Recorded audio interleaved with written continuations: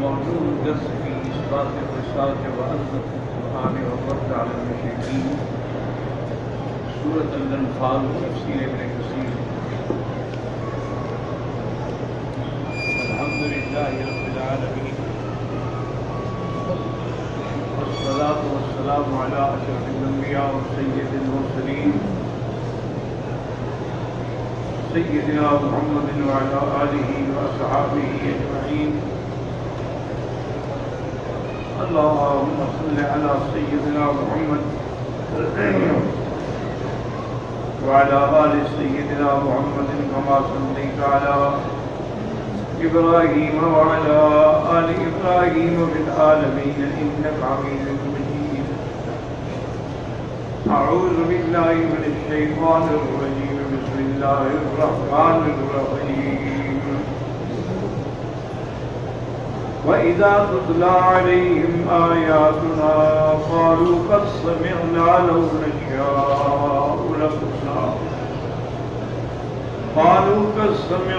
لو نشاء لقلنا مثل هذا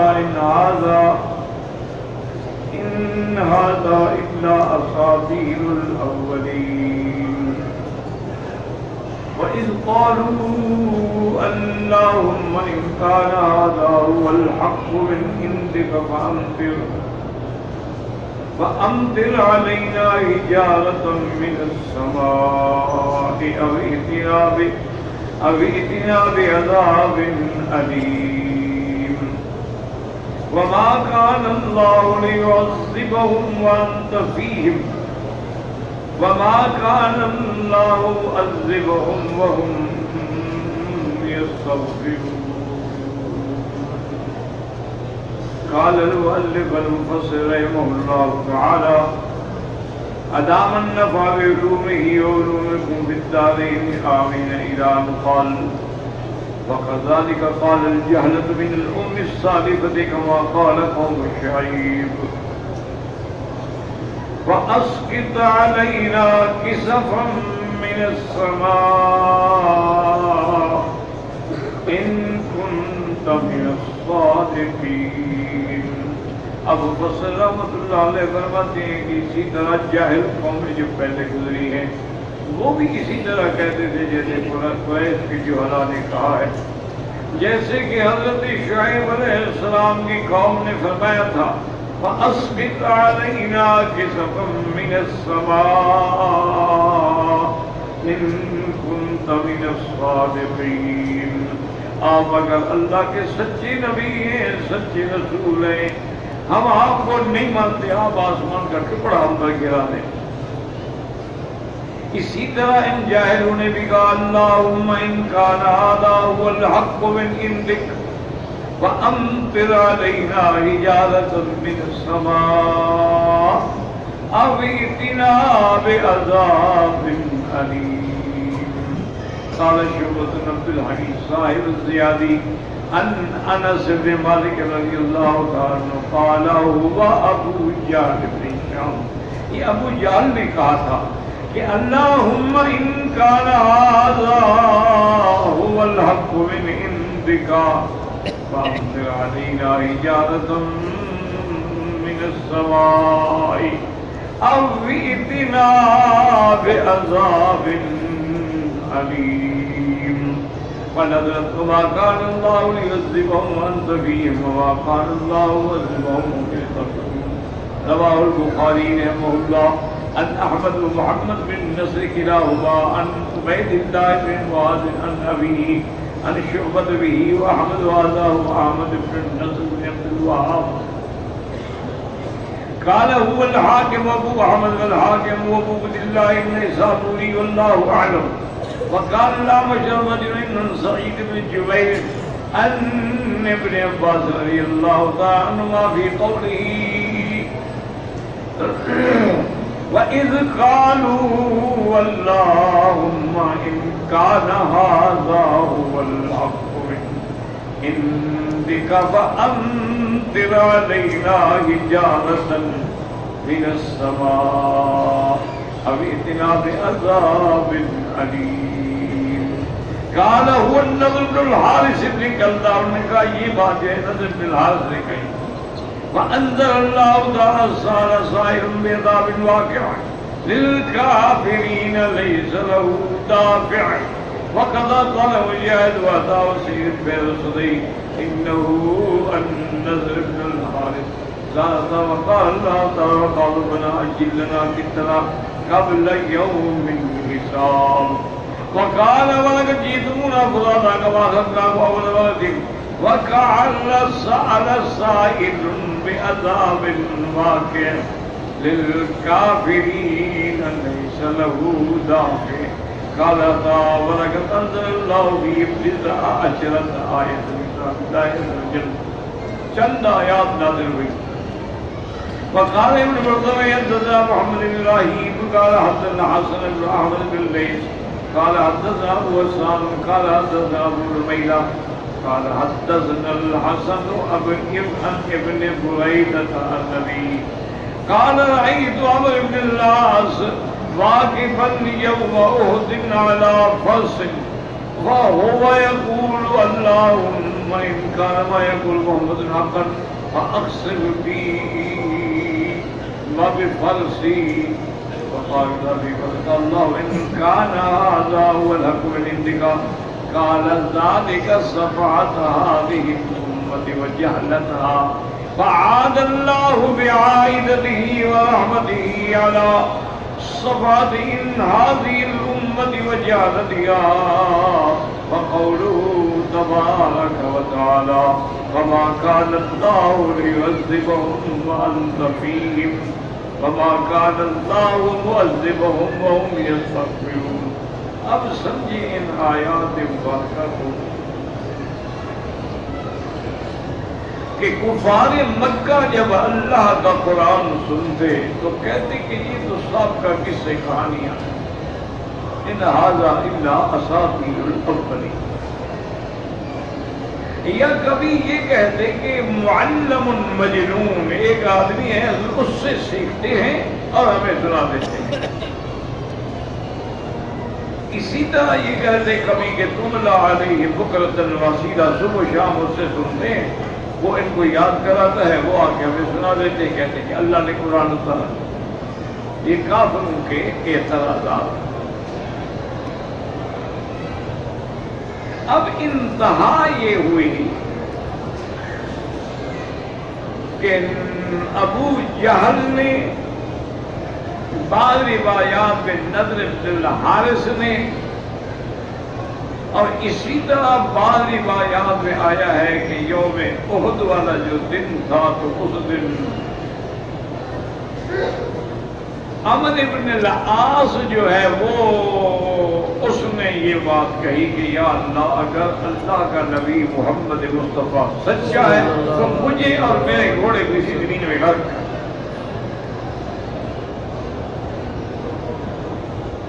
اور اسی طرح قوم شعیب نے بھی کہا تو حضرت شعیب سے کہ اگر آپ سچے ہیں اور ہم جھوٹے ہیں بس کی طرح ہی کے سفر من السماء، آسمان کا ٹکڑا گرا دیں ہم.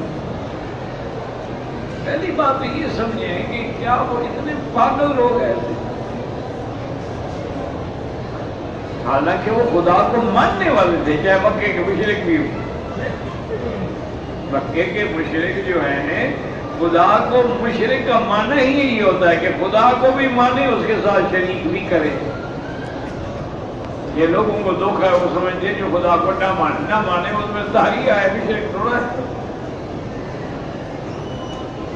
مشرک کا معنی ہی یہی ہوتا ہے کہ اللہ کو مانے لیکن اس کی صفتوں میں شریک کرے.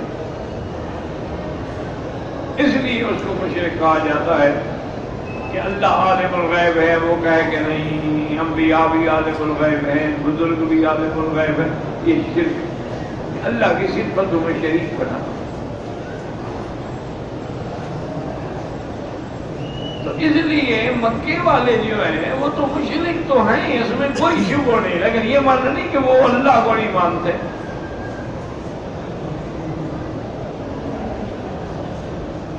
بلکہ وہ تو اتنی تفصیل سے خدا کو مانتے تھے کہ قرآن میں ہے کہ اللہ نے فرمایا میرا محبوب سے پوچھو قل من يرزقكم من السماء والارض، کون ہے جو تمہیں روزی دیتا ہے آسمان سے اور زمین سے؟ آسمان سے پانی برساتا ہے، زمین سے کھیتیاں اگاتا ہے۔ امن یملک السمع والابصار، یہ تمہاری قوت سماعت ہوئی، قوت بصار کس نے دی؟ کون اس کا مالک ہے؟ تم ایک آنکھ بنا سکتے ہو دنیا میں؟ یعنی اب دیکھیں کہ میڈیکل کتنا ایڈوانس ہو گئی ہے، لیکن اب بھی کسی اور کی آنکھ کا کرنیا لے کے تو ڈال دیتے ہیں، کبھی کامیاب ہوتا ہے کبھی ناکام ہوتا ہے، کوئی اپنی طرف سے تو نہیں بنا سکتے۔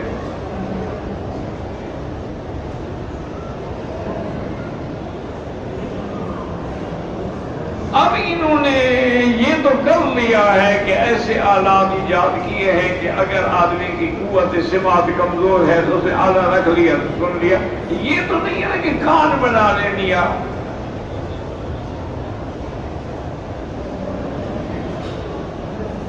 امن یملک السمع والابصار ومن یخرج الحی من المیت، وہ کون ذات ہے جو زندہ کو مردہ سے نکالتی ہے؟ انڈا مردہ ہے، اندر سے بچہ زندہ نکل رہا ہے۔ وَمَن يُخْرِجُ الْمَيِّتَ مِنَ الْحَيِّ، اور مردے کو زندہ سے، مرغی زندہ ہے لیکن انڈا مردہ ہے۔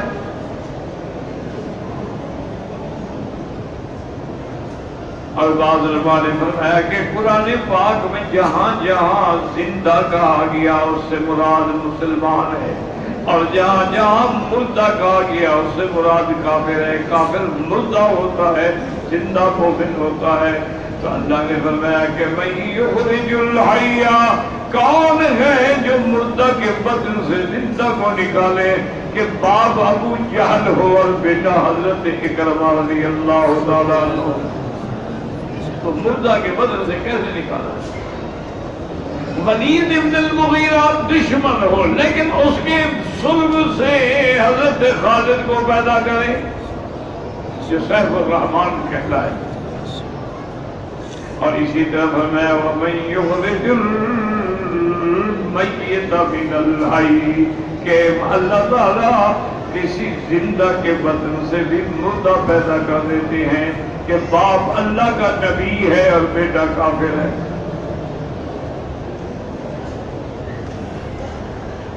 اور اس کے بعد وَمَن يُدَبِّرُ الْأَمْرَ، ساری کائنات کی تدبیر امر کون کرتا ہے؟ ان کافروں سے پوچھے تو مکے کے کافر کیا جواب دیتے تھے؟ فَسَيَقُولُونَ اللَّهُ، سب اللہ کا۔ اسی طرح دوسری قرآن میں ہے، یہ قرآن ہے، نعوذ باللہ کس سے کہانیاں۔ وَلَئِن سَأَلْتَهُم مَّنْ خَلَقَ السَّمَاوَاتِ وَالْأَرْضَ لَيَقُولُنَّ اللَّهُ، آپ ان سے پوچھیں گے زمین و آسمان کو کون پیدا کرتا ہے؟ سب کہتے ہیں کہ اللہ پیدا کرتا ہے۔ ایمان سے اللہ کے کعبے میں بیٹھے ہو، کہہ دو الحمدللہ، الحمدللہ، اللہ کا شکر ہے۔ وہاں ہم اس قابل تھے کہ اس دربار میں حاضر ہوں۔ ہمارے اعمال، ہمارے افعال، ہماری زندگی کے لمحات جس بے حیائی میں، نافرمانی میں، گناہوں میں گزرے ہیں، اس کے بعد ہم اس قابل ہیں کہ مالک کی دربار میں ہیں۔ یہ تو اس کا کرم ہے۔ حضرت تھانوی سہارنپوری رحمۃ اللہ علیہ بیٹھے تھے کعبۃ اللہ کے سائے میں، اور بار بار یہ گنگنا رہے تھے، کہاں ہم اور کہاں یہ نکھارتے گل، نسیم صبح تیری مہربانی، ہم کہاں اور یہ خوشبوئیں کہاں، یہ تو ہوا کی مہربانی ہے، یہ اٹھا کے لے آئی خوشبو۔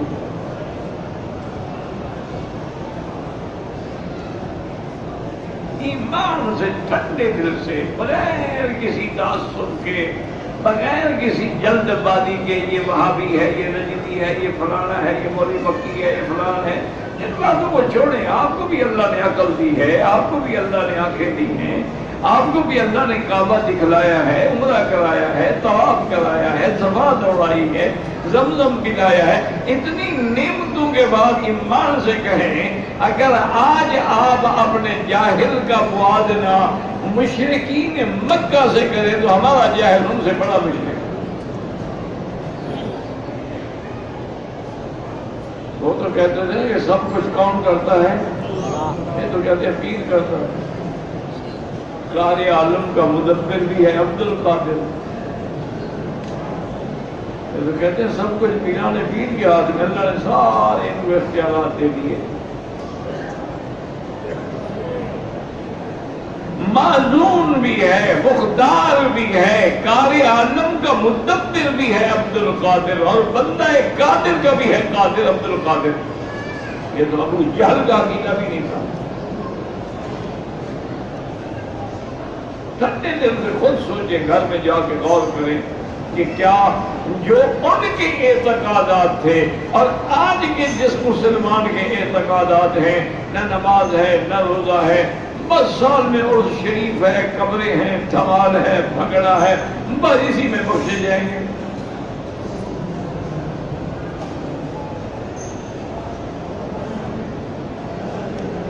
کوئی 22 رجب کے کوڑے بنا رہا ہے کوئی 11ویں بنا رہا ہے.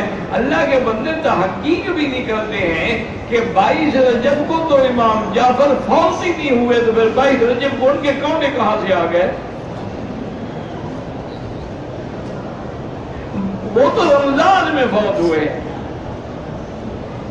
یہ 22 رجب کے جو کونڈے ہیں نا یہ بغض معاویہ ہے کہ حضرت امیر معاویہ رضی اللہ تعالیٰ 22 رجب کو شہید ہوئے تھے. یہ ان کی موت میں خوشی مناتے ہیں. ٹھنڈے دل سے چھوڑے مولویوں کی بحثوں کو کہ مولوی مکی یہ کہتا ہے فلانا یہ کہتا ہے. اللہ نے تمہیں عقل نہیں دی ہے تمہیں زبان نہیں دی ہے تمہیں کان نہیں دیے ہیں تمہیں سوچ سمجھ نہیں دی ہے. بڑے بڑے بزنس کرتے ہو کاروبار کرتے ہو کروڑوں کے کام کرتے ہو بلڈنگیں بناتے ہو لیتے ہو سجاتے ہو سب جانتے یہ باتیں تمہیں سمجھ میں کیوں نہیں آتی ہیں. آخر بات کیا ہے.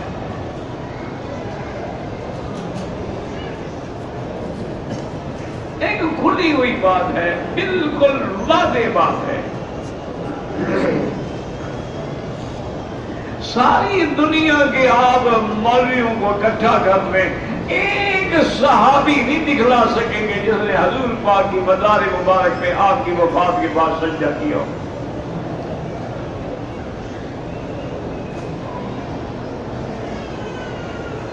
صحابی نے تابعین نے مجتہدین نے محدثین فقہ کسی نے حضور کی قبر مبارک کا طواف کیا ہو.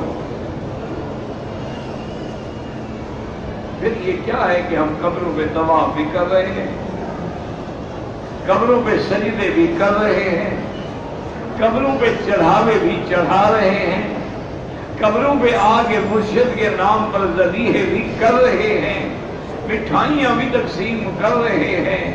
انا للہ و انا الیہ راجعون. یہ کہاں سے آخر آپ دین لے آئے ہیں. کہیں چنے تقسیم ہو رہے ہیں تو حضرت میں دال ڈالی جا رہی ہے ماں باپ کی قبروں پر. خود مرغیاں کھاتا ہے بدبخت ماں باپ کے لیے دال. یہ بھی دین ہے. خود سوچو چھوڑو مولویوں کو. میں تو ہمیشہ کہتا ہوں عمرے والے اور حاجی جو آتے ہو نا خدا کے لیے 24 گھنٹے میں جب موقع ملے تنہائی میں جب کوئی اللہ کے سوا دیکھنے والا نہ ہو 2 رکعت نماز اسی نیت سے پڑھو گے یا اللہ ہمیں صحیح عقیدہ نصیب فرما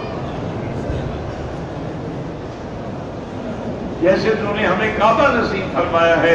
یہ مولد محمد مصطفیٰ ہے یہ حضور کا کعبہ مبارکہ ہے یہ مقام بعثت ہے. یہاں قرآن اترا ہے یہاں جبریل آیا ہے یہیں سے حضور نے ہجرت فرمائی ہے. اللہ ہمیں صحیح عقیدہ نصیب فرما دے جو محمد مصطفیٰ نے سمجھایا. یہ دعا کریں انشاءاللہ سینے کھل جائیں. اسی طرح مدینہ منورہ میں جائیں، وہاں بھی دعا کریں کیا اللہ ہمیں حضور کے بارے میں کیا عقیدہ رکھنا چاہیے. 2 رکعت پڑھ کے اللہ سے دعا، دیکھیں میرے سینے کھلتے ہیں کہ نہیں کھلتے. اب میری بات سمجھیں کہ جب آدمی کافر یہ مانتا ہے کہ خدا ہے، رازق بھی ہے، مدبر بھی ہے، تو کیا وہ پاگل ہو گیا؟ وہ کہتا ہے کہ اللہ اگر یہ دین سچا ہے تو ہم پہ پتھر برسا دو.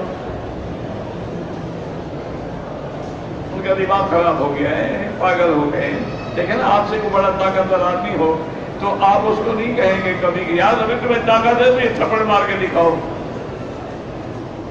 کمزور سے شاید کہہ دیں لیکن طاقتور سے نہیں کہیں. تو وہ ان کا دماغ خراب ہو گیا تھا. کیا ہو گیا تھا؟ کون ایسا آدمی ہے جو کہے کہ یا اللہ پر عذاب دے؟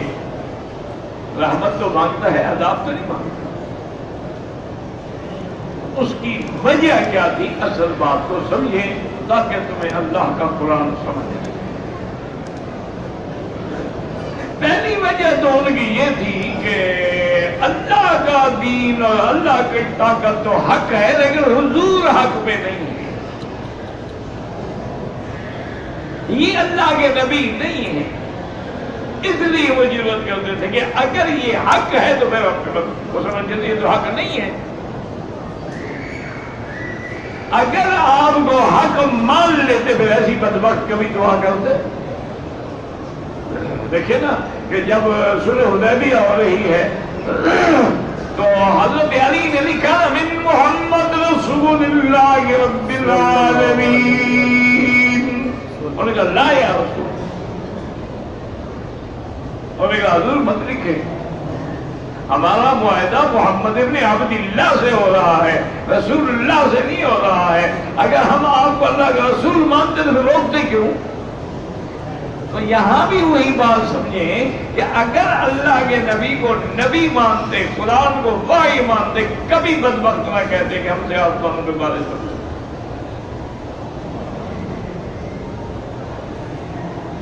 وہ سمجھتے تھے کہ یہ حق نہیں ہے، قرآن اللہ کی کتاب نہیں ہے،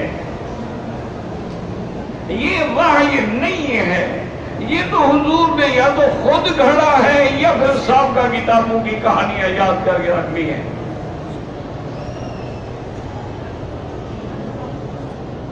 اسی لیے ابو جہل بدبخت جب مقام بدر کے لیے جا رہے تھے جنگ لڑنے کے لیے تو کعبے میں آگے طواف کیا.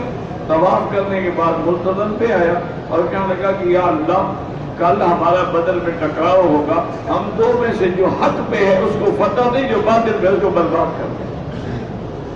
تو اگر اپنے آپ کو باطل سمجھتا تو کبھی یہ دعا کرتا. یہی وجہ ہے کہ کافر ایسی باتیں کہتے ہیں.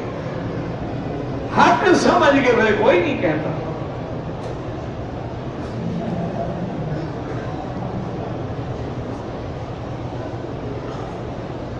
اچھا اب چونکہ عذاب کی باتیں ہو رہی ہیں کہ قیامت آئے گی آئے گی آئے گی اور قرآن کہتا ہے قیامت قریب ہے. وَمَا يُدْرِكَ لَعَلَّ السَّاعَةَ تَكُونُ قَرِيبًا. اور پھر حضور فرما رہے بُعِثْتُ أَنَا وَالسَّاعَةُ كَهَاتَيْنِ کہ میرا اور قیامت کے بعد ایسے ہی معاملہ ہے جیسے دو انگلیاں ملی ہوئی ہیں، بس میرے بعد قیامت ہے. کیونکہ اور تو کوئی نبی نہیں آئے گا، میں خاتم النبیین ہوں. اب قیامت جب قرآن کہتا ہے قریب ہے، حضور فرماتے ہیں ایسے میری بعثت سے ندی ہوئی ہے اور 1400 سال گزر گئے، قیامت نہیں آئی، عذاب نہیں آیا. اس لیے وہ کہتے تھے کہ جی کہاں ہے وہ قیامت. اسی لیے ان کو دھوکہ پڑا ہوا تھا. سال سائل بعذاب واقع للکافرین لیس له دافع من اللہ ذی المعارج. پوچھتے ہیں کب عذاب ہوگا. اب بات سمجھیں کہ ان کے نزدیک نہ تو ان کا قیامت پر ایمان تھا اور نہ ان کا محمد مصطفیٰ صلی اللہ علیہ وسلم کی رسالت اور نبوت میں ایمان تھا اور نہ ان کا اللہ کے قرآن کو وحی سمجھتے ہوئے ایمان تھا۔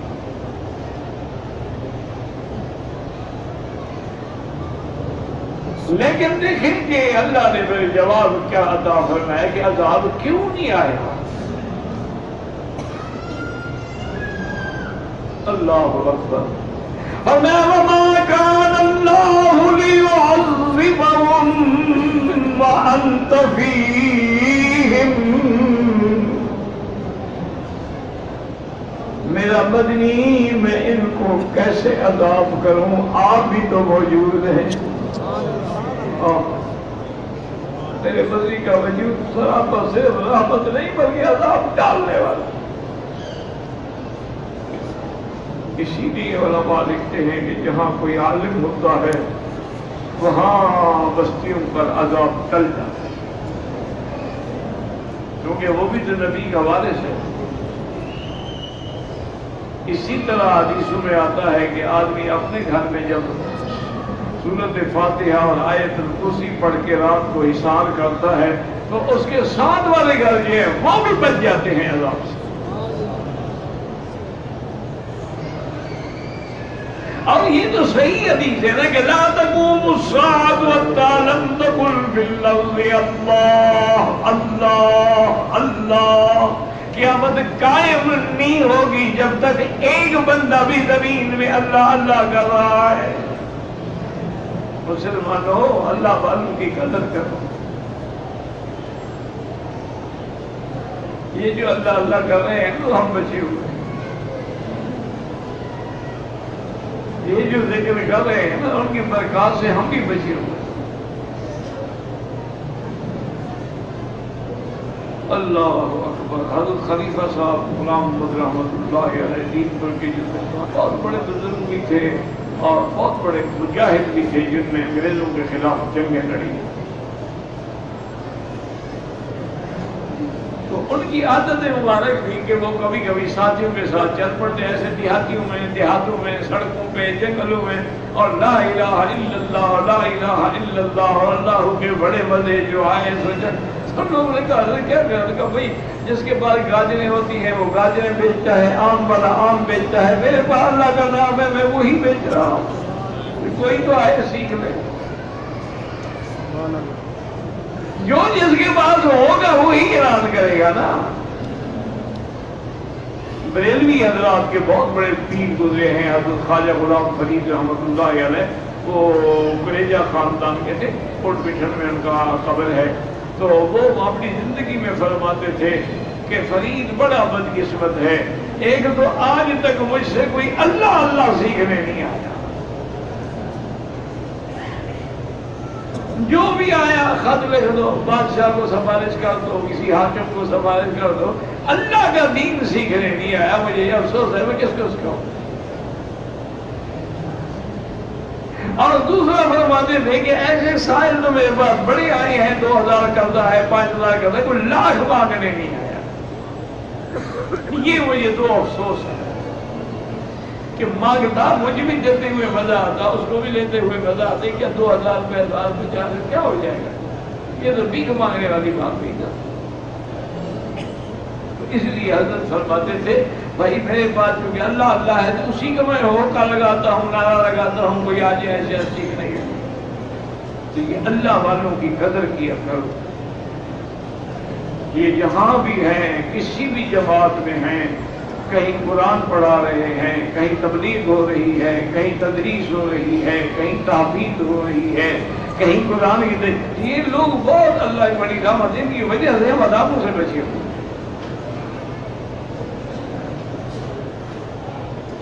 اب ذرا اس آیت کو اچھی طرح سمجھیں۔ وَمَا كَانَ اللَّهُ لِيُعَذِّبَهُمْ وَأَنْتَ فِيهِمْ۔ ایک وجہ تو یہ ہے کہ میرے محبوب جب آپ ہیں تو ہمیں عذاب کیسے کریں۔ اور دوسری وجہ اللہ نے فرمائی کہ ہم ان پہ کیسے عذاب کریں جو استغفار کر رہے ہیں، جو معافی مانگ رہے ہیں۔ کیوں کافر بھی دعا کرتے تھے تو کہتے تھے غفرانک غفرانک غفرانک لبیک اللہم لبیک، بھائی یہ بھی تو استغفار کر رہے ہیں نا۔ ایک ترجمہ تو یہ ہے کہ جب تک حضور مکہ مکرمہ میں رہے پھر ان پہ عذاب نہیں آیا، اور جب حضور مکہ مکرمہ سے تشریف لے گئے تو پھر ان پہ عذاب آیا۔ اور وہ عذاب کیا تھا؟ ایک عذاب تو یہ تھا کہ قحط پڑا، بالکل مکے میں کھانے کو کچھ بھی نہیں ملتا تھا، حتیٰ کہ قریش کے بڑے بڑے لوگ جو ہے پرانے چمڑے جو ہیں ان کو ابال ابال کے پیتے تھے۔ ایک عذاب تو قحط کا پڑا، اور دوسرا عذاب پھر ان کے لیے یوم بدر بن گیا کہ 1000 آدمی یہاں سے سب سج کے سنور کے تیار ہو کے نکلا، اور وہاں کتے کی موت مارے گئے ابو جہل اینڈ کمپنی، اور قید ہوئے، مارے گئے، حق واضح ہو گیا، باطل مٹ گیا، شکست کھا کے مکے لوٹے، کیونکہ حضور نہیں تھے نا مکے میں، عذاب آ گیا۔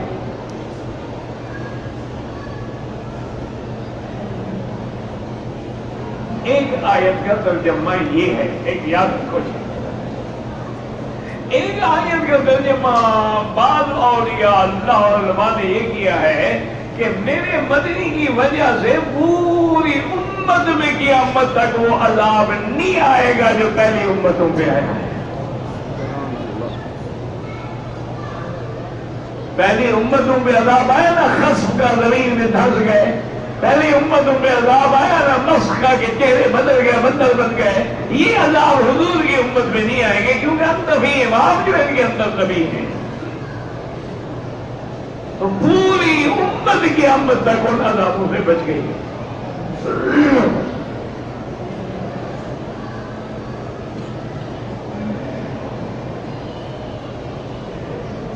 اور اسی طرح بعض لوگ جو ہیں جن کے افکار اور عقیدے غلط ہوتے ہیں نا، وہ پھر اللہ کے قرآن میں تعویل کرتے ہیں، وہ کہتے ہیں دیکھو جی اللہ فرماتا ہے وما کان اللہ لیعذبہم وانت فیہم، اللہ ان میں کیسے تھا آپ جو ہیں، وہ کہتے ہیں کہ مطلب ہے حضور ہر جگہ ہیں، حاضر ناظر ہیں۔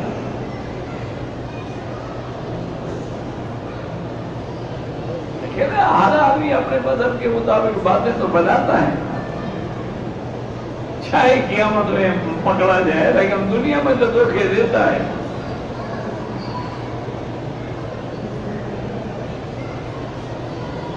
لیکن بات سمجھو کہ یہ حکم کی مثلاً آپ ہیں تو آپ کے بدر والے دن حضور تھے کہ نہیں تھے، پھر عذاب کیسے آ گیا؟ اللہ نے فرمایا آپ ہیں تو ہم ان پر عذاب نہیں کرتے، بدر میں حضور موجود کرے ہیں تو ان پہ عذاب ہو گیا ہے۔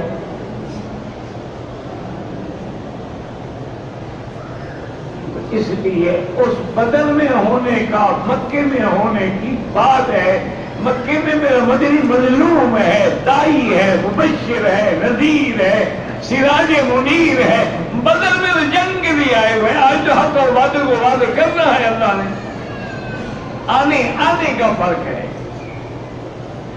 بات کو سمجھا کریں، اللہ پاک سمجھ کی توفیق عطا فرمائے۔ اور اسی طرح وما کان اللہ معذبہم وہم یستغفرون، وہ تو کافر بعد میں بھی استغفار کے مقصد یہ ہوتا ہے کہ کبھی ایک خاص واقعے کے بارے میں اشارہ ہو۔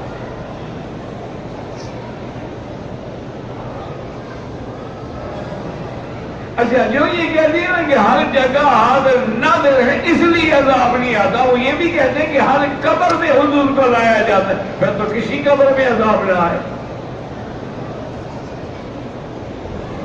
بھئی جب ہر قبر میں حضور آتے ہیں، چاہے وہ کافر کی قبر ہو یا مسلمان کی، پھر تو کسی کو عذاب نہ ہوگا۔ اس لیے قرآن کو بدلا نہ کریں، قرآن کو قرآن کے سیاق و سباق سے دیکھا کریں کہ یہ آیتیں کیوں اتری، کب اتری، کہاں اتری، پھر مدرسہ میں جائے گا۔ واللہ اعلم۔